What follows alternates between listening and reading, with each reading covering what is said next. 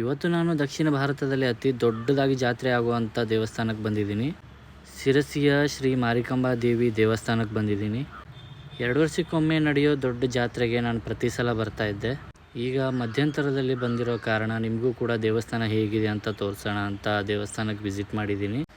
ಇವತ್ತು ಅಷ್ಟೊಂದು ರಶ್ ಏನೂ ಇರಲಿಲ್ಲ, ಹಾಗಾಗಿ ಹೋದ ತಕ್ಷಣ ನಮಗೆ ದೇವಿಯ ದರ್ಶನ ಸಿಕ್ತು, ಮಂಗಳಾರತಿನೂ ಸಿಕ್ತು.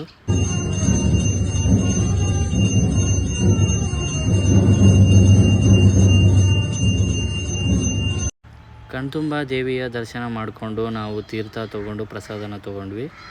ಈ ದೇವಸ್ಥಾನದ ವಿಶೇಷತೆ ಏನಂತಂದರೆ ಅಲ್ಲಿ ಇರುವಂಥ ದೇವಸ್ಥಾನದ ಪೇಂಟಿಂಗ್, ಪ್ರತಿಯೊಂದು ಗೋಡೆ ಮೇಲೆ ಇಷ್ಟು ಚೆನ್ನಾಗಿ ಚಿತ್ರಕಲೆನ ಮಾಡಿದ್ದಾರೆ ಅಂದರೆ ನೋಡ್ತಿದ್ರೆ ನೋಡ್ತಾನೆ ಇರಬೇಕು ಅಂತ ಅನಿಸುತ್ತೆ, ಆ ರೀತಿ ಇದೆ. ದೇವಸ್ಥಾನದ ಹಿಂದೆ ಕೋಣನ ಕಟ್ಟಾಕಿದ್ದಾರೆ ದೇವಿಗೆ ಬಲಿ ಕೊಡುವಂಥದ್ದು. ಇದು ಬಲಿ ಕೊಡಲ್ಲ, 1930ರಿಂದ ಬಲಿ ಕೊಡೋದನ್ನು ನಿಷೇಧಿಸಿದಾರಂತೆ, ಹಾಗಾಗಿ ಅದಕ್ಕೆ ಅಲ್ಲೇ ಸಾಕುವ ಪದ್ಧತಿನೂ ಮಾಡಿದ್ದಾರೆ. ತುಂಬ ಚೆನ್ನಾಗಿತ್ತು. ನಿಮಗೂ ಟೈಮ್ ಸಿಕ್ಕಾಗ ಬಂದು ದರ್ಶನ ತಗೊಳ್ಳಿ. ನೀವು ಶಿರಸಿಯವರಾದರೆ ಈ ವಿಡಿಯೋಗೊಂದು ಲೈಕ್ ಮಾಡಿ, ಇಲ್ಲಾದರೆ ಬಂದು ದೇವಸ್ಥಾನ ವಿಸಿಟ್ ಮಾಡಿ.